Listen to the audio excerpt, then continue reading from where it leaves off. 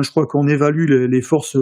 de chars de l'Ukraine à moins de 200 actuellement, et le rapport des feux, selon certains experts, alors je ne sais pas d'où ils sortent leurs chiffres, mais pourquoi ne pas les prendre en compte, puisque Sylvain Ferreira les a repris également, donc je pense que lui c'est quelqu'un de sérieux, il a vérifié. On serait actuellement sur le front pour un obus ukrainien tiré, on serait à 24 obus d'artillerie russe, donc c'est terrible.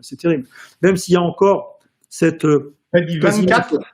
24, oui.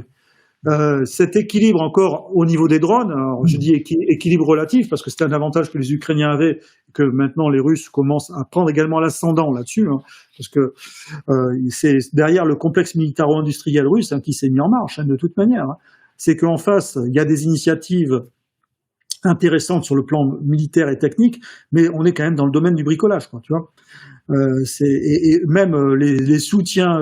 industriels européens, le million d'obus de Thierry Breton, les Ukrainiens l'attendent toujours. On est quand même sur des montages qui relèvent du bricolage, alors qu'en face il y a un complexe militaro-industriel qui est totalement étatique, qui s'est mobilisé, qui s'est développé, qui a augmenté ses cadences. Et en face, il y a un complexe militaro-industriel qui est un petit peu atomisé, parce que ces différentes entreprises, et qui sont surtout des entreprises privées. C'est que avant d'investir et de produire, eh bien, elles cherchent à avoir des marchés et des contrats qui sont signés. Et bien sûr, les États financiers ont du mal derrière ça. La réalité, c'est qu'il y a une disproportion des forces, pas tellement des forces sur le plan humain, parce que même s'il y a un avantage des Russes en ce moment, mais surtout sur le plan industriel, des matériels, des munitions, et en plus il y a la Corée du Nord qui appuie les Russes là-dessus, l'Iran qui a appuyé les Russes avec les premiers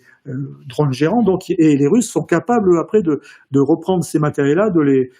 les refaire à leurs mains et de les produire en masse, beaucoup plus même que ce que était capable de faire l'industrie iranienne, par exemple,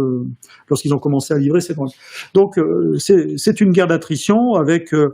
un complexe militaro-industriel russe qui est en train tout simplement de gagner la guerre, par rapport au complexe militaro-industriel qui est en face, que ce soit les entreprises ukrainiennes, qui sont quand même bombardées quasiment systématiquement, et surtout derrière, en second rideau, les industries européennes.